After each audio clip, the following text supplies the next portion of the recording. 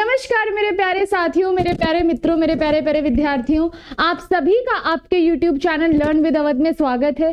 तो आज की क्लास में हम लोग राष्ट्रीय बाल नीति पढ़ने जा रहे हैं। लेकिन सबसे पहले मैं क्या बोलती हूँ बताइए, जो बच्चे मेरे साथ जुड़े हुए हैं वो तो जानते ही होंगे मैं क्या बोलती हूँ कि जो बच्चे मेरे चैनल पे नए हैं वो सबसे पहले मेरे चैनल को क्या करेंगे, सब्सक्राइब करेंगे। हाँ, और जो बच्चे इस एग्जाम की तैयारी कर रहे हैं, जो बच्चे नए हैं, प्लीज चैनल को सब्सक्राइब करिए। जा करके प्लेलिस्ट में वीडियोस पड़ी हुई हैं उनको देखिए और भी दोस्तों के साथ शेयर करिए। अगर आपको अच्छी लगी हो तो प्लीज कमेंट सेक्शन में बताइए और लाइक करिए। और जो बच्चे हमारे साथ जुड़े हुए हैं वो क्या करेंगे, अगर आपको ये सेशन अच्छा लगता हो तो प्लीज कमेंट सेक्शन में जरूर बताइएगा और लाइक करिएगा। चलिए बिना टाइम वेस्ट किए हम लोग आते हैं राष्ट्रीय बाल नीति पर, नेशनल चाइल्ड पॉलिसी पर। अच्छा, नेशनल चाइल्ड पॉलिसी 2013 के बारे में पढ़ने से पहले हमें क्या जानना होगा कि कहां से इसकी शुरुआत होती है। अच्छा, जैसा कि मैंने लिखा हुआ है 22 अगस्त 1947, मतलब भारत की आजादी के बाद 1947 से इस नीति की घोषणा होती है। अच्छा, एक बात बताइए कि जब भारत आजाद हुआ तो उस टाइम के लीडर्स के दिमाग में क्या था? उस टाइम के लीडर्स के दिमाग में ये था कि भारत को किसी न किसी तरह सशक्त बनाना, क्योंकि अंग्रेजों से तो वो आजाद हो गया था, भारत अंग्रेजों से तो आजाद हो गया था, लेकिन गरीबी, अशिक्षा, भुखमरी ऐसी समस्याओं से आजाद नहीं हो पाया था। तो ऐसी समस्याओं से आजाद करने के लिए रिसोर्सेज बिल्कुल खत्म हो गए थे, अंग्रेजों ने सारे रिसोर्सेज खत्म कर दिए थे। भुखमरी, गरीबी, अशिक्षा, यहाँ तक कि कुपोषण, ये सारी समस्याएं भारत में जन्म ले चुकी थी और बहुत प्रबल अवस्था में थी। तो इस वजह से जो भारतीय नेता थे उस टाइम के, उन्हें ये लगा कि हमारा भविष्य क्या है, हमारे जो भविष्य है वो हमारे बच्चे हैं, हमारे यूथ हैं। अगर उनका संपूर्ण रूप से विकास होगा तो वो आगे चल के एक ह्यूमन से क्या बन जाएंगे, ह्यूमन रिसोर्स। मैंने अपनी प्रीवियस क्लासेस में भी बताया है कि ह्यूमन रिसोर्स क्या होता है। अगर हम ह्यूमन रिसोर्स की बात करें तो वो व्यक्ति जो देश की तरक्की में, देश के डेवलपमेंट में काम आए, उसको हम लोग ह्यूमन रिसोर्स बोलते हैं। और कौन व्यक्ति काम आ सकता है देश की तरक्की में, देश के डेवलपमेंट में? जो व्यक्ति शारीरिक, मानसिक और सामाजिक रूप से सक्षम हो।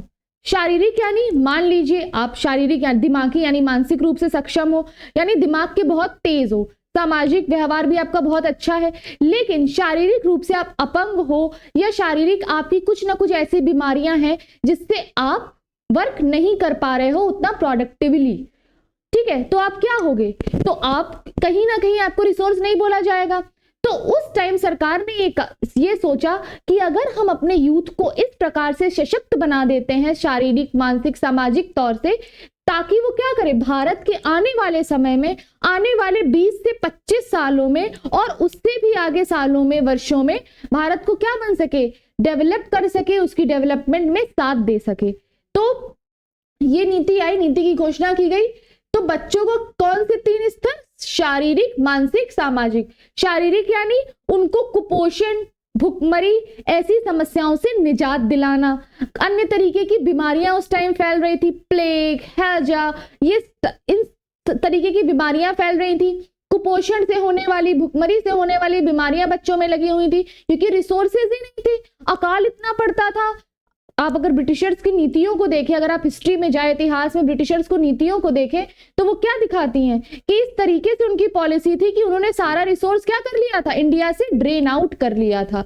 तो बच्चों को क्या करना, सामाजिक, शारीरिक रूप से सक्षम बनाना, मतलब किसी भी प्रकार से क्या हो, उनको कोई भी बीमारी वगैरह, ताकि उनके डेवलपमेंट में वो बीमारी ऑल्टर ना करे। तो शारीरिक रूप से सक्षम बनाना, मानसिक, दिमागी तौर पर उनका विकास करना कि उनका दिमाग बेसिक जो स्किल्स हैं, न्यूमेरिक स्किल्स हैं, अर्थमेटिक स्किल्स हैं, गणनात्मक स्किल्स हैं, रचनात्मक जो उनकी क्वालिटीज हैं, उनको तैयार करना। सामाजिक यानी वो सामाजिक रूप से, मतलब समाज के तौर तरीकों से चल पाए और समाज में क्या कर सके, कंट्रीब्यूशन दे सकें, अपनी भागीदारी दे सकें। मान लीजिए कोई व्यक्ति, कोई बच्चा है, वो शारीरिक, मानसिक रूप से तो बहुत तेज है लेकिन असामाजिक है। जैसे अगर आप टेररिस्ट की बात करें, कितने शारीरिक और अगर हम ओसामा बिन लादेन की बात करते हैं तो वो क्या है, एक बस मैं एग्जाम्पल आपको दे रही हूं, तो वो क्या है, सामाजिक, उसको हम सामाजिक नहीं बोलेंगे, असामाजिक बोलेंगे, क्योंकि उसने समाज में कोई डेवलपमेंट के कार्य में भागीदारी नहीं करी है। समझ रहे हैं आप मैं क्या बात करना चाहती हूँ। चलिए, अब ये किन बच्चों के लिए है, 6 से 14 वर्ष के आयु के बालकों के लिए। किन वर्ष के, 6 से 14 वर्ष के आयु के बालकों के लिए। उनको क्या करना, सबसे इंपॉर्टेंट बात, शिक्षा देना। 6 से 14 वर्ष के बच्चों को शिक्षा देना। ये चीज हमारे आर्टिकल 21 में अमेंडमेंट के थ्रू, कौन सा अमेंडमेंट याद रखिएगा, 86वां अमेंडमेंट के थ्रू ऐड करी गई। फाइन, कि आर्टिकल 21A में क्या लिखा गया है कि 6 से 14 वर्ष के बच्चों को आपको शिक्षा देनी ही देनी है, मुफ्त शिक्षा देनी है ना। चलिए, ताकि उनको निःशुल्क अनिवार्य शिक्षा मिले। पोषाहार कार्यक्रम, चलिए अभी शिक्षा से उनके मानसिक विकास की तो हमने बात करी। पोषाहार कार्यक्रम मतलब उनको अन्य प्रकार के पोषक तत्वों को प्रोवाइड करवाना, ताकि उनका शारीरिक विकास हो सके, बीमारियों से लड़ सके, लॉन्ग टर्म लाइफ लॉन्ग जो डिसीजेस होती हैं उनसे लड़ सके, उनको वैक्सीन वगैरह प्रोवाइड करवाना। 1986 में क्या आया था, इंटीग्रेटेड वैक्सीन पॉलिसी आई थी 1986 में, इंद्रधनुष जिसको बोला गया है ना। उसमें क्या था कि जन्म के समय जो 14 प्रकार के बच्चों को टीके लगते हैं, ताकि सभी बच्चों को वो लगे, ताकि पोलियो हो गया आपका, जापानीज एंसेफेलाइटिस हो गया आपका, ये तरीके की जो बीमारियां हैं उनसे बच्चे क्या करें, बच सके। तो अभी यहाँ पे पोषाहार कार्यक्रम की बात हो रही है, बच्चों को क्या करना, पोषक तत्वों को प्रोवाइड करवाना खाने के थ्रू, ताकि वो हर प्रकार की लाइफ लॉन्ग डिसीजेज या बीमारियों से बच सके, ताकि शारीरिक मजबूत बन सके। जोखिमपूर्ण कार्य में लगाने की अनुमति नहीं दी जाएगी। अच्छा, ये किस आर्टिकल में लिखा हुआ है, ये संविधान के अनुच्छेद 24 में लिखा हुआ है। किस में लिखा हुआ है, संविधान के अनुच्छेद 24 में लिखा हुआ है कि बच्चों को जोखिम भरे कार्य, जैसे खदानों में, माइंस वगैरह में वो कार्य करते हैं, फर्नेसेस में, भट्टियों में कार्य करते हैं, वहां पे बच्चों को नहीं लगाया जाएगा। 14 साल के बच्चों को नहीं लगाया जा सकता। यहां तक कि वो जो चाय स्टॉल में जो आपके छोटू दिख जाते हैं ना 14 साल के कम, वहां भी बच्चों को नहीं लगाया जाएगा, सजा मिलेगी उनको भैया। मादक पदार्थों के सेवन यानी देह व्यापार से बचाना, ये देह व्यापार से बचाना किस आर्टिकल में आता है, आर्टिकल अनुच्छेद 23 में।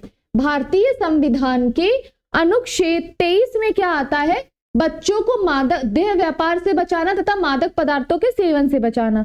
अच्छा, आपने सुना होगा, टीवी पे भी देखा होगा, बहुत सारी जगहों पे इस पे बहुत सारी मूवीज भी बनी हुई हैं, है ना, कि बच्चों और औरतों का देह व्यापार कितने चरम स्थिति पे है, चरम सीमा पे भी है। और इस टाइम न्यूज में ये आ रहा है, चलिए थोड़ा सा टॉपिक से हट करके है, कमेंट सेक्शन में आपको बताइएगा आपकी क्या राय है इस टॉपिक पे। बोला जा रहा है कि जो औरतों का देह व्यापार है यानी प्रोस्टिट्यूशन है, उसको लीगल कर दिया जाए, यानी कानूनी कर दिया जाए। आपकी क्या राय है इस पे, प्लीज कमेंट सेक्शन में बताइएगा। आपको क्या लगता है, अगर इसको कानूनी कर दिया जाएगा, लीगल कर दिया जाएगा, तो इससे क्या इंपैक्ट पड़ेंगे, पॉजिटिव नेगेटिव दोनों। मतलब देह व्यापार से बचाना, बहुत सारी मूवीज भी बनी है, जैसे पेज 3 मूवी एक बनी है, उसमें थोड़ा थोड़ा बच्चों के देह व्यापार के विषय में बताया गया। शारीरिक शिक्षा, खेल कूद, वैज्ञानिक सामाजिक गतिविधियों को प्रोत्साहन देना, मतलब फिजिकल एजुकेशन, खेल कूद, मतलब सिर्फ दिमागी मानसिक तौर पे ही, मानसिक और शारीरिक तौर पे ही मजबूती नहीं बनाना है, सामाजिक भी बनाना है, और खेल कूद में भी आगे बढ़े, वैज्ञानिक पर्सपेक्टिव से भी आगे बढ़े, है ना, मतलब लॉजिकल वे से भी आगे बढ़े, खेल कूद से भी आगे बढ़े, हर फील्ड में हमारे बच्चे क्या करें, आगे बढ़े, हर फील्ड में भारत का नाम रोशन करें। चलिए, अब हम लोग आते हैं, हम लोगों ने 1947 की बात कर ली, अब आते हैं 22 अगस्त 1974। अगर हम 22 अगस्त 1974 की बात करें तो सरकार नीति निर्देश दिए गए, सरकार ने नीति निर्देश दिए, क्या दिए गए, नीति निर्देश दिए गए, ठीक है। इसमें क्या बोला गया कि 22 अगस्त 1974 को इस योजना को अंगीकृत किया गया। बात कब से चल रही है बताइए? बात 1947 से चल रही है, लेकिन अंगीकृत कब से किया गया? 1974 में क्या किया गया? अंगीकृत किया गया। इसमें क्या बोला गया? पहला पॉइंट, जन्म से पहले तथा बाद में, जन्म से पहले तथा बाद में बच्चों की पूरी देखरेख। अच्छा, जन्म से पहले कैसे? अब जन्म से पहले आप सोच रहे होगे तो कैसे बच्चों की देखरेख होगी? जन्म से पहले जो माएँ होती हैं तो उनको, जैसे जो सरकारी मतलब सरकारी उसमें होती हैं, जॉब में होती हैं, गवर्नमेंट जॉब में होती है, उनको तो स्कीम्स मिलती हैं, उनको तो फायदा मिलता है। लेकिन जो सरकारी जॉब्स में नहीं होती हैं, जो प्राइवेट जॉब कर रही होती, छोटी मोटी जॉब करती है, जो वो प्रेग्नेंट होती हैं तो उन्हें अपनी जॉब छोड़ देनी होती है। कई औरतें ऐसी होती हैं जो मतलब किसी के घर में जाके काम करती हैं, ऐसे छोटे तबके के काम करती हैं, है ना, मीनियल वर्क करती हैं। तो क्या होता है कि जब वो प्रेग्नेंट होती हैं तो कहीं ना कहीं वो काम छोड़ देती हैं, जिससे उनको आर्थिक रूप से तो प्रॉब्लम झेलनी पड़ती है। साथ साथ वो अपने बच्चे को क्या नहीं प्रोवाइड करा पाती? अच्छा फूड, अच्छा पोषक तत्व ना खुद खा पाती। जब वो खुद नहीं खाएंगे तो बच्चे को कैसे लगेगा, है ना? तो उनके लिए स्कीम्स लाना, जैसे जनानी सुरक्षा योजना, फाइन, इस टाइप की स्कीम्स वगैरह का क्या करना? उस टाइम जो स्कीम्स चल रही होंगी माओ के लिए, ताकि बच्चे को जन्म से पहले भी बच्चा क्या हो, मतलब बीमार ना पैदा हो, उसे कोई ऐसी बीमारी ना लग जाए जो जेनेटिक हो, लाइफ लॉन्ग हो। वो भी देखना।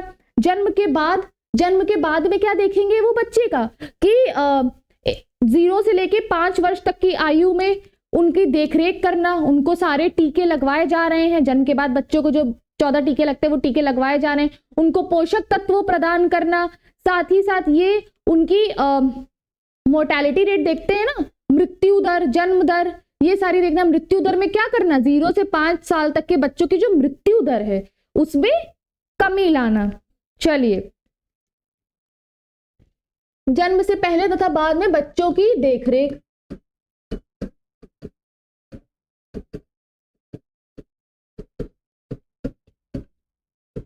चलिए, अब क्या है, यहां भी क्या प्रावधान बोला गया कि 14 वर्ष तक के सभी बच्चे। अभी यहां पे बच्चों को क्या बोला गया है कि बच्चों की एज क्या होनी चाहिए? 14 वर्ष।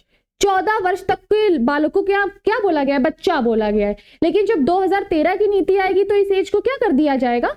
बढ़ा दिया जाएगा। 14 वर्ष तक के सभी बच्चे।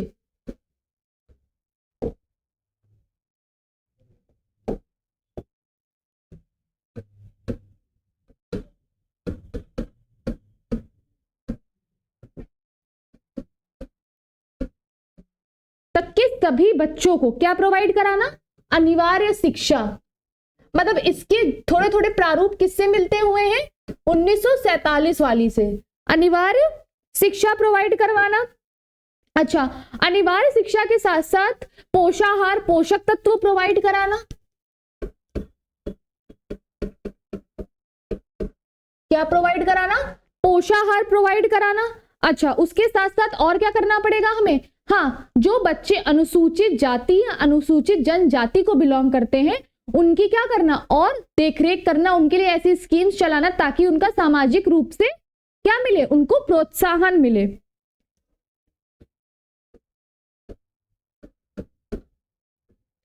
कमजोर वर्ग के बच्चों की देखभाल।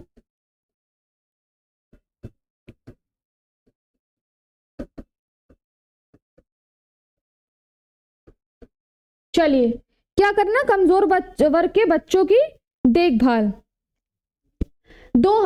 ये क्या है? 1974 में जब पॉलिसी को अंगीकृत किया गया तो भी बच्चों को क्या बोला गया? 14 साल तक के जो लोग हैं उनको बच्चा बोला गया, और उनको अनिवार्य शिक्षा, पोषाहार, कमजोर वर्ग के बच्चों को देखभाल, जन्म से पहले, जन्म के बाद देखभाल, और क्या बोला गया? सामाजिक तौर पे, मानसिक तौर पे और शारीरिक तौर पे उनको आगे बढ़ाना। अब आता है 2004 की बात कर लेते हैं। 9 फरवरी 2004। यहां पर क्या करा जाता है? एक घोषणा पत्र लाया जाता है। क्या किया जाता है? एक घोषणा पत्र लाया जाता है।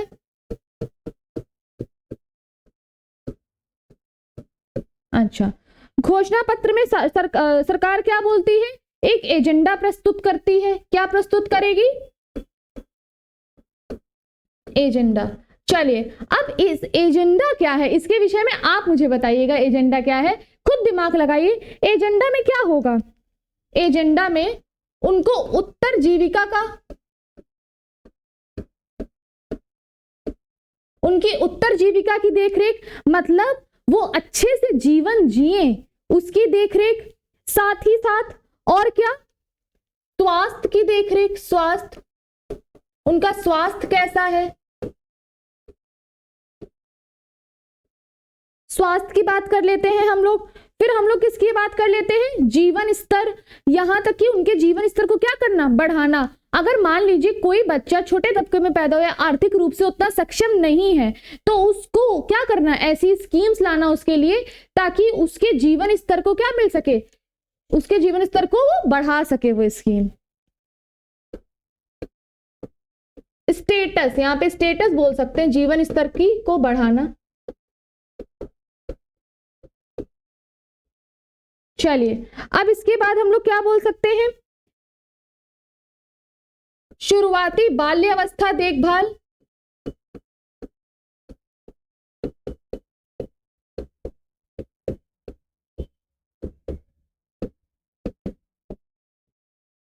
शिक्षा भी तो होगी, खुद दिमाग लगाइए क्या क्या हो सकता है, शिक्षा भी तो होगी और उनको खेलकूद में भी तो शामिल किया जाएगा, वैज्ञानिक गतिविधियों में भी तो शामिल किया जाएगा कि वैज्ञानिक तौर पे क्या बन सके, वो सक्षम बन सके।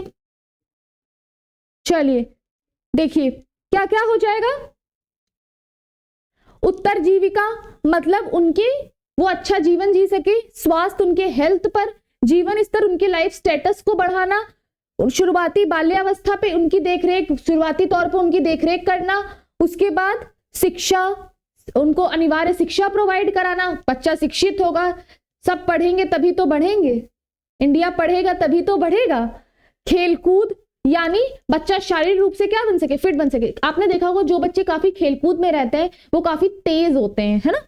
वैज्ञानिक तौर पे मतलब उनके दिमाग में analytical thinking, logical thinking, analysis की पावर जाग सके, वैज्ञानिक तौर से उनको क्या करना, सक्षम बनाना। अच्छा, राष्ट्रीयता की समझ मतलब उनके अंदर एक नेशनलिज्म की भावना होनी चाहिए। ऐसा ना हो ये सारी चीजें तो हैं लेकिन देश के प्रति उनकी नेशनलिज्म की भावना ही ना हो। राष्ट्रीयता की समझ, और last but not the least, अभिव्यक्ति स्वतंत्रता, मतलब वो इतने सक्षम हो कि वो क्या सोच रहे हैं, क्या करना चाहते हैं, वो स्वतंत्र रूप से कर सकें। वो क्या सोच रहे हैं, अपनी लाइफ में क्या करना चाहते हैं, वो स्वतंत्र रूप से कर सके और किसी भी तबके का या किसी भी पर्सन का, किसी भी परिस्थिति का इन पे प्रभाव ना पड़े, वो अपने आप को अभिव्यक्त कर सके, उतनी स्वतंत्रता इनके अंदर होनी चाहिए।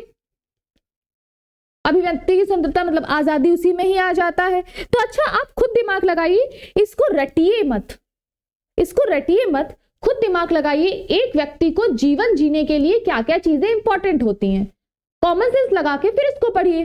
उत्तरजीविका इंपॉर्टेंट होती है, मतलब किसी इंसान क्या करे सरकार, किसी इंसान का जो लाइफ है उसकी लाइफ अच्छी जिए, मतलब उसकी लाइफ अच्छी होनी चाहिए, है ना।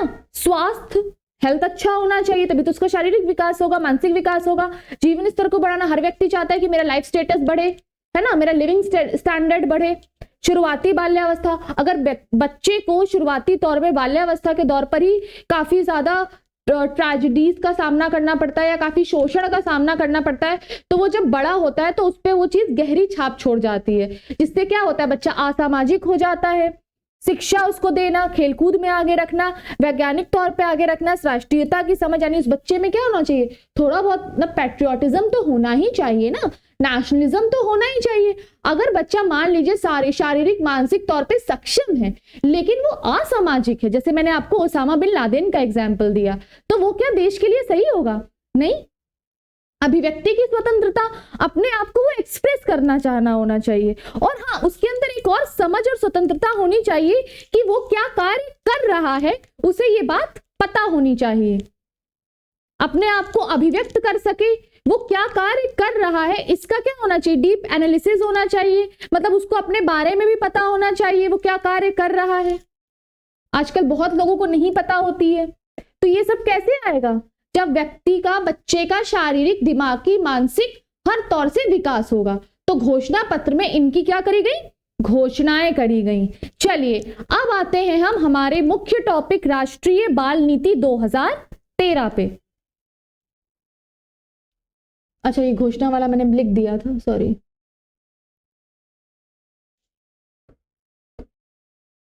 – 2013 राष्ट्रीय बाल नीति, ये हमारा क्या है, मुख्य टॉपिक है। चलिए हम लोगों ने क्या पढ़ा इस टॉपिक में भी, जो हम लोगों ने पिछला पढ़ा, ज्यादा कुछ परिवर्तन नहीं है, बस थोड़ा बहुत ही यहाँ पर क्या है, परिवर्तन है। उस परिवर्तन को जानेंगे। सबसे पहले क्या है यहाँ पर, पहले हम लोग क्या बोल रहे थे, जो बच्चे, जो इंसान 14 साल का है उसको बच्चा बोला जा रहा था। अब यहाँ पे बच्चा किसको बोला जाएगा, जो 18 साल तक का है। फाइन, एज बढ़ा दी गई।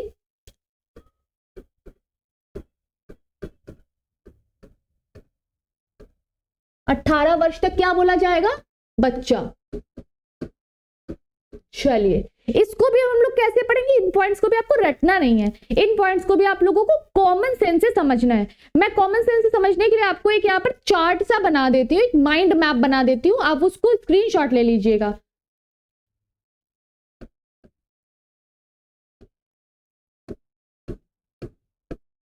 चलिए सबसे पहले विकास होगा किस स्तर पर, सामाजिक स्तर पर। किस स्तर पर विकास होगा, सामाजिक स्तर पे।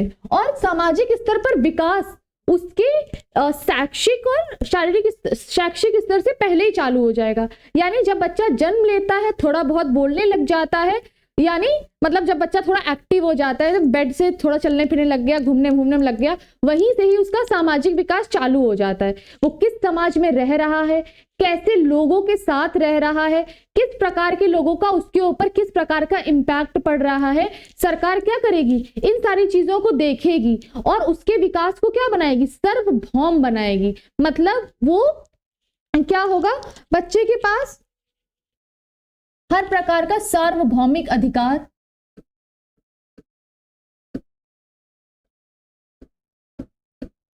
अभिव्यक्ति की स्वतंत्रता, अपने आप को अभिव्यक्त कर सकता है, चाहे वो किसी भी तबके का हो।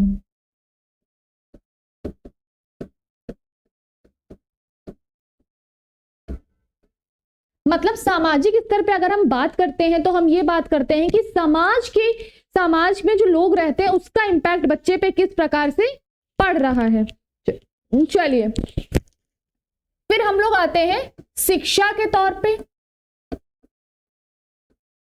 6 से 14 साल के बच्चों को अनिवार्य शिक्षा। अच्छा ये किस आर्टिकल में आता है, जल्दी बताइए, मैंने आपको अभी बताया, आर्टिकल 21A, आर्टिकल 21A। और कौन से राज्य के नीति निर्देशक तत्वों में आता है ये बताइए। आता है अनुच्छेद 45, आर्टिकल 45 राज्य के नीति निर्देशक तत्व, और 21A में अमेंडमेंट, कौन से अमेंडमेंट के थ्रू जोड़ा गया, जल्दी बताइए। 86, 46वां अमेंडमेंट, संशोधन के द्वारा जोड़ा गया। 6 से 14 साल के बच्चों को अनिवार्य शिक्षा मिले। फाइन, वो शिक्षा कैसे होनी चाहिए, रट्टा वाली शिक्षा नहीं होनी चाहिए, रटा के भेज दिया। दिमागी तौर पे उनका विकास हो, खेल कूद में उनको आगे बढ़ाया जाए, वैज्ञानिक तौर पे उनको आगे बढ़ाया जाए, उनके दिमाग का विकास हो, दिमाग से क्या कर पाए, एनालाइज कर पाए, क्या कर पाए, लॉजिकल थिंकिंग लगा पाए, क्या कर पाए, न्यूमेरिक स्किल यानी गणनात्मक स्किल्स लगा सके। ठीक है, चलिए अब यहां पर हम लोग की बात हो गई किसकी, शिक्षा की।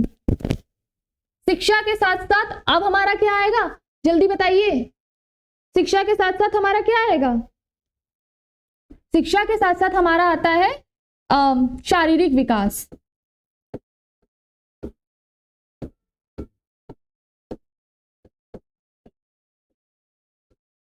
पोषक आहार, पोषक तत्व प्रोवाइड करवाना,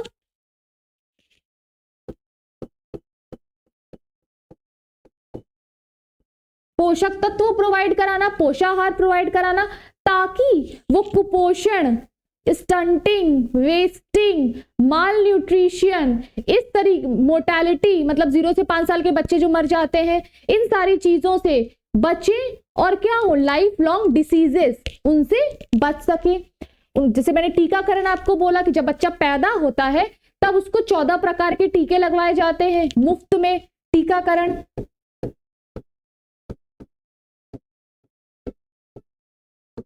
पोषाहार, टीकाकरण, बहुत सारी चीजें आती हैं इसमें। चलिए, अब ये हो गया सामाजिक, हो गया शिक्षा, हो गया शारीरिक, हो गया। अब बात करते हैं अधिकारों की। हमारा समाज काफी तबकों में विभाजित है आज भी। बहुत खेद की बात है, हमें ये कहना पड़ता है कि हम ये नहीं बोलते हैं आज भी कि हम भारतीय हैं, हम ये बोलते हैं हाँ मैं ब्राह्मण हूं, हम ऐसी कैटेगरी का हूं। बहुत खेद की बात है, लेकिन अब है समाज में, और ये इतनी जड़ तक फैला हुआ है कि बहुत कोशिशों के बाद भी खत्म नहीं हो रहा है। चलिए, मेरे हिसाब से इंसान के कर्मों से डिसाइड होना चाहिए कि वो क्या है, ना कि जन्म से। अधिकारों की बात करें, बच्चा किसी भी तबके का हो, चाहे वो कमजोर वर्ग का हो, एससी का हो, एसटी का, उसको समान अधिकार दिए जाने चाहिए।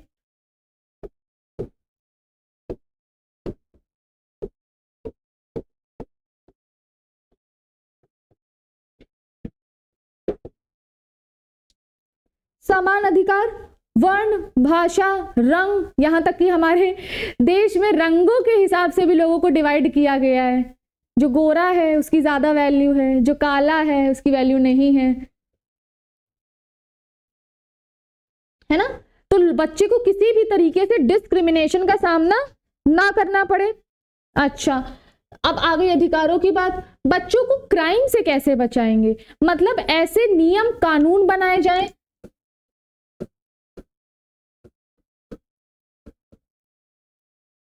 सबसे पहले ये देखरेख की जाए कि उनसे कोई भी जोखिम भरा कार्य ना कराया जाए, देह व्यापार में शामिल ना कराया जाए, उसके लिए नियम कानून बनाए जाए, यहां तक कि उनको प्रशासनिक हेल्प भी मिले, कानूनी अदालतों से हेल्प मिले, प्रशासनिक अधिकारियों से हेल्प मिले, सामाजिक, धार्मिक, सांस्कृतिक हर प्रकार से उनको हेल्प मिले।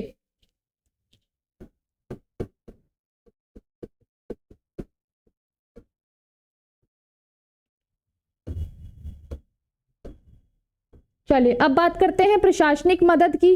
फिर पारिवारिक कल्याण की बात भी करी गई। एक बात बताइए, मान लीजिए हम सभी, मान के लीजिए हम सभी परिवार में रहते हैं, है ना। तो हमारा जब हमारे परिवार का विकास होगा तभी तो हमारा विकास होगा ना। जब हमारा विकास होगा, जब हमारे परिवार का विकास होगा तभी तो हमारा विकास होगा, और हमारे परिवार के विकास पे ही हमारा विकास क्या करता है, निर्भर करता है। मान लीजिए कोई बच्चा है, उसके परिवार में काफी प्रॉब्लम्स हैं, उतना अच्छा सामाजिक माहौल नहीं है, तो क्या वो बच्चा आगे बढ़ सकता है? नहीं बढ़ सकता है। ओके,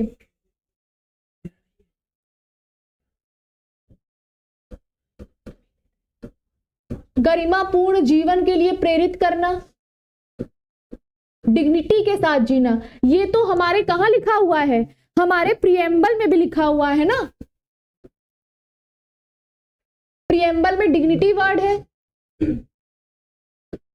गरिमा। ये सब रटने वाली चीजें बच्चों नहीं होती, आप खुद दिमाग लगाइए, आप सब कुछ सारे पॉइंट्स खुद ही याद कर लोगे। ये मैं कुछ एक्स्ट्रा नहीं लिख रही हूं, ये बस आपके कॉमन सेंस पे निर्भर है कि इंसान के विकास के लिए क्या क्या होना चाहिए। चलिए, ये सारी चीजें हैं, एक बार आप स्क्रीनशॉट ले लीजिए, मैं साइड हो जाती हूँ।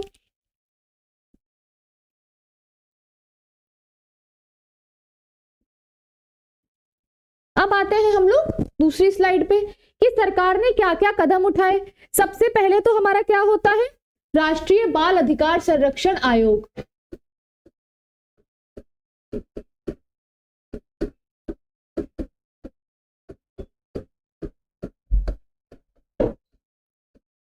का गठन।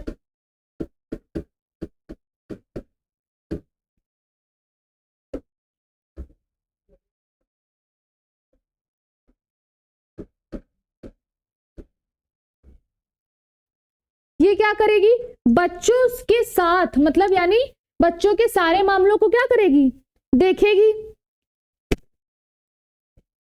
दूसरी चीज, बहुत सारी स्कीम्स चलाई। कौन कौन सी स्कीम्स है? सबसे पहले 1975 में कौन सी स्कीम चलाई, इंद्रधनुष।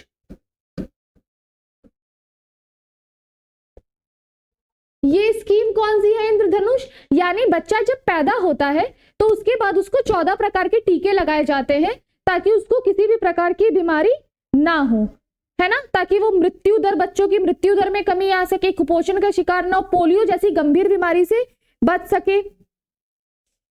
उसके बाद महिलाओं के लिए बहुत सारी स्कीम्स लाई, जैसे जनानी सुरक्षा योजना, मतलब हर महिला को जो गर्भवती है और जो प्राइवेट सेक्टर में वर्क करती है और किसी भी स्कीम का लाभ नहीं ले पा रही है सरकारी सेक्टर की, यानी जो सरकारी कार्यालय में, दफ्तरों में वर्क करते हैं, उनको तो स्कीम्स का लाभ मिलता है, मैटरनिटी बेनिफिट एक्ट वगैरह, लेकिन प्राइवेट वालों को नहीं मिलता। तो उनके लिए स्कीम्स चलाई कि उनको क्या किया जाएगा, 6,000 रुपए दिए जाएंगे ताकि वो क्या कर सके, अब न्यूट्रिशियस फूड खा सके बच्चों के जन्म के समय। उनकी जांच वगैरह के लिए पैसे दिए गए कि अब जांच करवाइए, पोषक तत्व खाइए, है ना। दूसरी चीज, मान लीजिए कई बार क्या होता है कि जो प्राइवेट सेक्टर में महिलाएं होती हैं तो वो क्या करती हैं कि उनकी एक तो वो आर्थिक स्थिति से थोड़ी सी कमजोर होती हैं, तो क्या करती, तुरंत काम पे वापस आ जाती हैं डिलीवरी के बाद। और कई बार क्या होता है, उनके घर में कोई भी नहीं होता देख रेख करने वाला बच्चे का, तो अब बच्चे को कहाँ छोड़ करके आएंगी, तो राजीव गांधी क्रैच योजना, यानी जहां पे वो काम कर रही है, फैक्ट्रीज वगैरह में जहां काम कर रही हैं, या कम्युनिटी क्रैच बनाया जाता है ताकि वो बच्चे को क्या करें, वहां पर छोड़ सके। वहां पे बच्चे का क्या होता है, पूरा देखरेख होता है, पूरी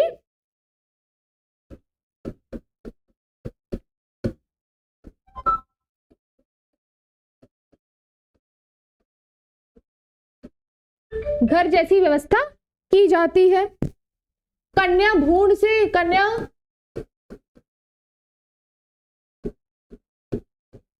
भ्रूण हत्या रोकथाम, बेटी बचाओ बेटी पढ़ाओ, ये सब हरियाणा में, राजस्थान इलाके में जहां ज्यादा होता था, इस पे काफी ज्यादा सरकार ने कार्य किया, अब तो काफी कम हो गया है।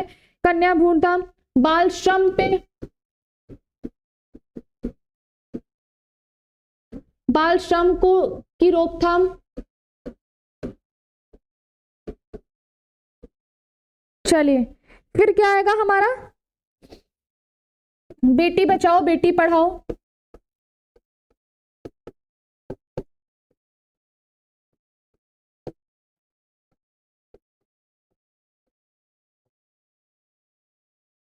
पढ़ाओ कार्यक्रम। तो ये क्या है, ये सारे वो कार्यक्रम हैं जो महिलाओं से, बच्चों से जुड़े हुए हैं, है ना।